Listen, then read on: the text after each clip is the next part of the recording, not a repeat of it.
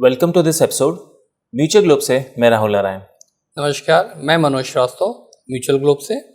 और आज का एपिसोड किस टॉपिक पर रख रहे हैं राहुल हम लोग? आज हम लोग मल्टी कैप को डिस्कस करेंगे। मल्टी कैप पर रहे हैं, राइट। तो एपिसोड शुरू करें उससे पहले आपसे रिक्वेस्ट है कि अगर अभी तक आपने चैनल को सब्सक्राइब नहीं किया है तो प्लीज़ चैनल को सब्सक्राइब करें और अपने फ्रेंड्स के साथ में शेयर करें। तो मल्टी कैप की एक इंटरेस्टिंग कैटेगरी है, प्लस आजकल फ्लक्चुएशन भी काफ़ी हो रहा है मार्केट में। तो उसको देखते हुए और पास्ट डेटा देखते हुए कौन सी स्कीम्स अच्छी निकल के आ रही हैं और हम लोग क्या कंक्लूजन्स ड्रॉ कर सकते हैं अगर हम लॉन्ग टर्म का थोड़ा डेटा एनालाइज करें तो मल्टी कैप बड़ी पॉपुलर कैटेगरी है और वैसे तो फ्लैक्सी है। फ्लैक्सी भी एज द नेम सजेस्ट कि फ्लैक्सिबल ऑप्शन दे रही है। हाँ, मल्टी भी मल्टी बोल रहा है, थोड़ा सा कंफ्यूजन भी रहता है लोगों को कि भाई डिफरेंस क्या है फ्लैक्सी कैप में और मल्टी कैप में। आई गेस थोड़ा सा इसमें चेक हो जाता है फंड मैनेजर को जो चाहते हैं कि हाँ, फ्लैक्सी में कोई चेक नहीं है। हम कोई नेगेटिव सेंस में नहीं कह रहे हैं, लेकिन कोई चेक नहीं है। पूरे हाथ खुले हुए हैं उसके। मल्टी में उन्होंने क्या किया हुआ है, जो रेगुलेटर है, large cap, mid cap, small cap, तीनों में मिनिमम 25% शेयर्स लेने हैं। तो फंड मैनेजर के लिए मैंडेटरी है कि कम से कम 25% शेयर्स लार्ज कैप कैटेगरी के ले, 25% ले मिड के और 25% ले स्मॉल कैप के। तो एक तरीके से ये एक चेक जैसा हो सकता है। यू कैन फील एश्योर्ड कि 25% तो पैसा है, मुझे दिमाग नहीं लगाना है। मेरे जो 100 रुपये मैंने दिए हैं, 25 रुपये तो इन तीनों में चले ही जाएंगे, बाकी 25 बचे। अब वो थोड़ा सा एक इशू है। इशू इस सेंस में है कि जो रिमेनिंग 25% है वो फंड मैनेजर का डिस्क्रिशन है। हो सकता है वो लार्ज कैप में पूरा जोड़ दे, तो 25 मैंडेटरी डालना था और 25% ये, इट बिकम्स 50%। और मे बी एक स्कीम बी है, उसके फंड मैनेजर ने based on his discretion and the judgement of market and economy, hypothetically वो रिमेनिंग 25% को स्मॉल कैप में जोड़ देता है। यस। तो उस स्कीम का कॉम्प्लेक्शन क्या बना? 50% स्मॉल कैप हो गया। ये थोड़ा सा लोगों को समझना पड़ेगा कि हाइपोथेटिकली कहने के लिए मल्टी कैप है, बट एक स्कीम 50% तक लार्ज कैप हो सकती है, एक स्कीम 50% तक स्मॉल हो सकती है, मिड भी 50 हो सकती है। ये थोड़ा सा ध्यान रखें। और ये परफॉर्मेंस पर भी फर्क ड्रास्टिकली डाल सकती है, ये समझना पड़ेगा। यस। तो अब जैसे कि जो शीट प्रेजेंट हो रही है उसके हिसाब से अगर मैं पूछूं राहुल कि 20 साल की जो परफॉर्मेंस रही based on 20 years performance, right, top 3 कौन सी स्कीमें निकल के आ रही हैं? राइट। तो टॉप पे है निपॉन, नेक्स्ट है आईसीआईसीआई और थर्ड पे है कॉन्ट। अगर फोर्थ की बात करें तो सुंदरम की है। तो इनके जो 20 इयर्स के रिटर्न हैं, निपॉन के हैं 17.62, आईसीआईसीआई के हैं 15.38, कॉन्ट के 15.48 और सुंदरम के 13.14। ये रही सिचुएशन 20 साल में। यस। अब क्या ये जो 20 साल वाली टॉप 3 स्कीमें थी, क्या यही टॉप 3 15 साल में भी रही हैं? निपॉन की बात करें जो टॉप पे थी 20 इयर्स में, वो 15 में भी टॉप पे ही है, टॉप पे है या सेकंड नंबर पे है वो। उसके बाद इन्वेस्को नहीं थी टॉप 20 इयर्स में, हमने देखा था, तो वो 15 इयर्स में आ गई। इनफैक्ट उसके सबसे अच्छे रिटर्न हैं लास्ट 15 इयर्स के। और कॉन्ट, तो 3 स्कीम्स निकली लास्ट 15 इयर्स में, निपॉन, इन्वेस्को, कॉन्ट, और इन्होंने करीब 14-15% के आसपास का CAGR दिया है। तो टॉप 3 में रही, कोई नंबर 1 है कोई नंबर 2 है, बट अगर हम एक क्लस्टर जैसा मान लें तो टॉप 3 में ये रही हैं। तो इसमें एक नई स्कीम जो निकल के आई वो इन्वेस्को की आई। और आईसीआईसीआई की थोड़ा सा फिसल के टॉप 3 से नीचे चली गई, थोड़ा 4th-5th नंबर पे है। तो ऐसा कोई बहुत ऐसा कुछ नहीं है। ठीक है। अब क्या यही परफॉर्मेंस 15 साल वाली 10 साल में कंटिन्यू हो रही है इन्हीं स्कीमों की?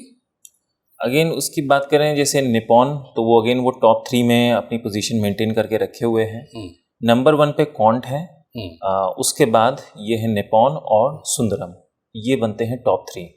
ओके, तो इसका मतलब ये हुआ कि जो इन्वेस्को 15 साल में देख रहा था टॉप 3 में, यस, वो 10 साल में टॉप 3 में नहीं है। राइट। बहुत खराब नहीं हुआ है, लेकिन नहीं है टॉप 3 में। और आईसीआईसीआई भी टॉप 3 में नहीं है, थोड़ा सा फिसल गया है। यस, वो आई बिलीव 4th नंबर पे है। 4th पे, ठीक है। अब 5 साल में क्या सिचुएशन बनी? 5 साल में अगेन निपॉन हम लोग देख रहे हैं कंसिस्टेंटली अच्छा परफॉर्म कर रहा है, और 5 साल में आई बिलीव सबसे अच्छी परफॉर्मेंस निपॉन की ही है, जो ऑलमोस्ट 30% का रिटर्न दिया है, 29.86। और उसके बाद बात करें तो आईसीआईसी है और फिर महिंद्रा की स्कीम है। तो ये 3 हुई टॉप 3 5 इयर्स की, टॉप 3 में आ गई। तो एक चीज है काबिले तारीफ है कि निपॉन जो है वो मेंटेन कर रहा है टॉप 3 का। Yes, okay. And what about 3 years performance top 3? 3 years में अगेन निपॉन ने अपनी पोजीशन मेंटेन करके रखी है, टॉप 3 में आई है। नंबर 1 पे है कोटक, उसके बाद है एक्सिस और फिर है निपॉन। निपॉन यहाँ भी रहा है टॉप 3 में। हाँ, 2 स्कीमें नई आ गई, नए एक तरह से स्टार जुड़ गए आकर के, कोटक मल्टी कैप और एक एक्सिस मल्टी कैप। राइट। इस कैटेगरी में उतनी स्कीम्स ऐसा लग रहा है कि पहले नहीं होती थी, ऐसे कुछ कैटेगरीज हैं जिसमें ज्यादा होती हैं। हाँ, तो उतने ज्यादा बाद में जुड़नी शुरू हुई हैं। यस, तो उतना नहीं था। कुछ पुरानी हैं लेकिन काफी नई भी हैं। यस, तो वो भी एक एंगल इसमें रहा है। अब अगर इस पे हम लोग बात करते हैं, 3 साल तक की हमने देख ली। किसी को है कि भाई अब हम लेटेस्ट में क्या चल रहा है। यस, क्योंकि पिछले 1-1.5 साल रियल टेस्टिंग का भी टाइम है। मार्केट वन वे चलता है तो सब अच्छा चलता है, उसको समझते हैं। लेकिन उसके पहले अगर ये मैं तुमसे पूछूं कि इन 20 साल या 15 साल या 10 साल में किसी ने अगर सिप शुरू की उतने पीरियड के लिए 10,000 रुपये महीने की, राइट, तो 20 साल में जो स्कीमें हैं उसमें कौन सी 1 या 2 स्कीमें ऐसी हैं जो कि तुम बताना चाहोगे? बाकी तो स्क्रीन पे दिखाई पड़ रही है परफॉर्मेंस। हाँ। तो अगर 10,000 रुपये की SIP स्टार्ट की और 20 साल किसी ने SIP स्टार्ट करी तो 240 महीने हुए, 240, और 10,000 रुपये अगर हर महीने इन्वेस्ट किया तो 24 लाख रुपए उस पर्सन ने इन्वेस्ट किया। तो अगर हम लोग देखें वो जो हम लोग ने टॉप 3 या टॉप 5 स्कीम्स जो हम लोग निकाली थी उसमें किसी ने SIP स्टार्ट की होती, राइट, तो वो 24 लाख रुपए बन गए होते 1.66 करोड़ निपॉन में। कॉन्ट में बने होते 1.51, ICICI में बने होते 1.3, सुंदरम में 1.23 और बड़ौदा में 1.14। ठीक है। तो और ये जो परफॉर्मेंस है 20 साल की, उसमें इधर का जो परफॉर्मेंस इन जनरल मार्केट चूंकि डाउनवर्ड ट्रेंड पे रहा है, वो शामिल है। यानी वो नुकसान लेते हुए भी जो 24 लाख रुपए थे वो 1.5 करोड़ या 1.66 करोड़ बने हैं। राइट, ये एक सिप की ब्यूटी रही है। करेक्ट। इसी तरह से अगर हम 15 साल को समझें, 15 साल में इन्वेस्टेड अमाउंट होता 18 लाख। राइट। तो 18 लाख होता इन्वेस्को, जो हमारी टॉप 5 स्कीम्स निकली, इन्वेस्को, निपॉन, कॉन्ट, सुंदरम और ICICI, तो उसमें ये अमाउंट बन जाता 71.38 लाख इन्वेस्को के केस में, निपॉन के केस में 74.63 लाख, कॉन्ट के केस में 81.92 लाख, सुंदरम में 68.95 और ICICI में 67.03 लाख। ठीक है। और आखिरी सवाल, 10 साल में क्या सिचुएशन बनी? 10 साल में ये इन्वेस्टेड अमाउंट होता 10,000 रुपीज़ पर मंथ SIP के हिसाब से 12 लाख। ये 12 लाख बन जाते कॉन्ट के केस में 32.26 लाख, सुंदरम के केस में 28.74 लाख, निपॉन के केस में 32.93 लाख, ICICI के केस में 28.94 लाख और बड़ौदा के केस में 29.12 लाख। तो ये पीरियड सब अच्छी स्मूथ मार्केट चल रहा था, जिस वजह से ही जो हमको ये रिटर्न दिखाई पड़ रहे हैं। अब इम्पोर्टेंट ये है, और ऑडियंस का क्वेश्चन होगा कि ये तो हो गई पास्ट परफॉर्मेंस, अब करंट में अगर उसको चूज करना है, राइट, इन्वेस्ट करना है, हाँ, या ऑलरेडी इन्वेस्टेड है और वो समझना चाह रहा है कि उसकी एग्जिस्टिंग स्कीम कहाँ पर स्टैंड कर रही है, राइट, तो उसके लिए जो हम ये चार्ट प्रेजेंट कर रहे हैं जो स्क्रीन पे दिखाई पड़ रहा है, उसके हिसाब से ऊपर की 3, 4, 5 स्कीमें कौन सी निकल के आ रही हैं और उसको थोड़ा सा हम लोग एनालाइज करें। ठीक है। तो अब इसके बेसिस पे क्वेश्चन आया कि हम लोग ने बात कर ली कि 20 साल, 15 साल, 10 साल में, लेकिन अब जैसे 3 साल का अगर डेटा एनालाइज कर रहे हैं और उसके बेसिस पे देखना चाहें कि यही जो स्कीम्स थी रिसेंटली कैसा परफॉर्म कर रही हैं, तो उससे क्या कंक्लूजन निकलता है? उससे कंक्लूजन देखो 2 चीज़ निकलती है। पहली बात तो है कि वो हिस्ट्री थी, हाँ, बट आपको हर वक्त अलर्ट रहने की जरूरत है, राइट। तो हमने अब रिसेंट के हाँ, 3 साल लिए और उसमें भी थोड़ा सा अपना ही मैकेनिज्म हमने और इम्प्रूव किया। हम पहले 1 साल, फिर 2 साल, यानी 1 साल 2 साल जोड़ के लेते थे, फिर 3 साल यानी 1 साल 2 साल 3 साल जोड़ के लेते थे।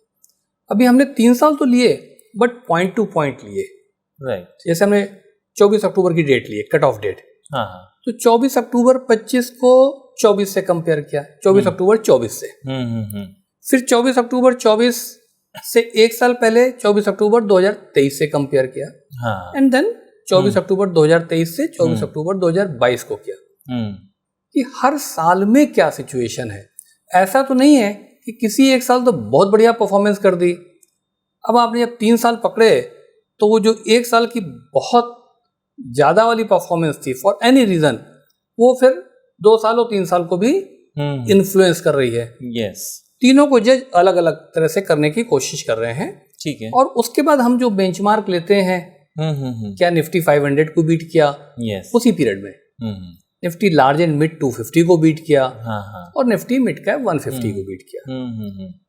इस एनालिसिस में जो आपको स्क्रीन दिखाई भी पड़ रही है, निफ्टी मिड कैप 150 को बीट करना थोड़ा सा टफ जॉब है, तो वो क्राइटेरिया हमने लिया जरूर है, बट बहुत ज़्यादा आपके डिसीजन को अफेक्ट नहीं करना चाहिए क्योंकि ये मल्टी कैप है। What is relevant is Nifty 500 का बेंचमार्क को इन 1, 2, 3 साल में कितने सालों में बीट किया, आउट परफॉर्म किया, और निफ्टी लार्ज एंड मिड 250 को इन तीनों सालों में कितनी बार बीट किया। यस, वो एक ब्रॉड क्राइटेरिया है, तो वो समझे आप। अब उसके बेसिस पे कोटक मल्टी कैप जो है उसने तीनों साल में निफ्टी 500 को बीट किया है, राइट।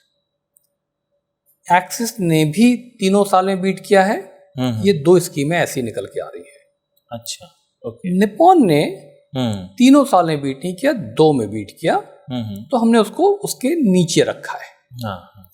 HDFC ने भी 2 में बीट किया, ICICI में भी 2 को बीट किया, और व्हाइट ओक हमने एज ए स्पेशल केस ले लिया, उसके वैसे भी 3 साल पूरे नहीं हुए हैं, यस, बट 2 साल में ठीक काम कर रहा है, तो एज ए स्पेशल केस हम उसको भी इसमें जोड़ के लेके आए हैं आपको समझाने के हिसाब से। तो ये तो बात हो गई निफ्टी 500 की। अब एलिमिनेट करना है भाई इसमें और अच्छा कौन है।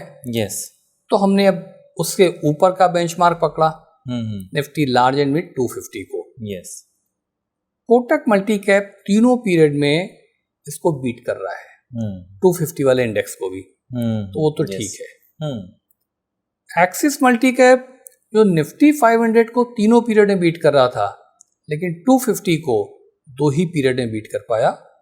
Same is the case with Nippon. तो based on this data analysis, there is no recommendation, there is no ranking as such, but based on this data analysis, Kotak multi cap सबसे ऊपर दिखाई पड़ रहा है, followed by axis and Nippon. Yes, HDFC और ICICI भी 250 वाले index को दोनों पीरियड में, 2 पीरियड में ही बीट कर रहे हैं, तीनों में नहीं बीट कर रहे हैं। राइट। तो वो निपॉन के बाद फॉलो कर रहे हैं HDFC और ICICI। व्हाइट ओक के चूंकि 2 ही साल हुए हैं तो वो 2 पीरियड में ही बीट कर पाएंगे, 3 में तो कर नहीं पाएंगे, बट 2 में बीट कर रहे हैं। यस। निफ्टी 500 को भी, निफ्टी 250 को भी। राइट। तो अगर इन दोनों बेंचमार्क को हम लेके आ रहे हैं तो सिचुएशन कुछ ऐसी निकल रही जो आपको स्क्रीन पे दिखाई भी पड़ रही है। Kotak, Axis, Nippon followed by HDFC, ICICI and White Oak पे नजर रखें। राइट। बस थोड़ा सा एक्सिस जो है कंपैरेटिवली पी ज्यादा दिख रहा है, अब इस फैक्टर को भी आप ध्यान रखें अपने हिसाब से। और कोटक का काफी कम है। और कोटक का काफी कम है। यह है इन्हीं स्कीम्स का आपको आगे स्क्रीन पे दिखाई पड़ जाएगा कि कितना % लार्ज कैप में, मिड कैप में, स्मॉल में है। तो वो भी आप स्क्रीन पर देखें और वो भी एक टूल है आपको हेल्प करने के लिए कि भाई आप जरा अपना रिस्क अपीटाइट देखते हुए भी उस पर नजर डालें। केवल परफॉर्मेंस पे नहीं डालें। तो इतनी चीजों के बेसिस पे आपको मल्टी कैप में अगर फ्रेश पैसा डालना है तो हेल्प करेगा। आपने ऑलरेडी इन्वेस्ट कर रखा है तो इसके बेसिस पे आप जाके कंपेयर करें and you take a decision. ये एक तरह से मल्टी कैप की आज की बात कंप्लीट होती है। राइट। ठीक है, तो इससे इम्पोर्टेंट ये एनालिसिस थी। आई बिलीव हमारे ऑडियंस को इससे हेल्प मिलेगी। इसके बेसिस पे हमारे ऑडियंस के कोई क्वेश्चंस हो तो प्लीज़ हमें सेंड करिएगा यूट्यूब कमेंट्स में और हम उसको अगले एपिसोड में आंसर करने की कोशिश करेंगे। आपको ये एपिसोड अच्छा लगा हो तो प्लीज़ इसे लाइक करिए, शेयर करिए और सब्सक्राइब करिए। मिलते हैं नेक्स्ट एपिसोड में। Till then, good bye. Good bye. Thank you.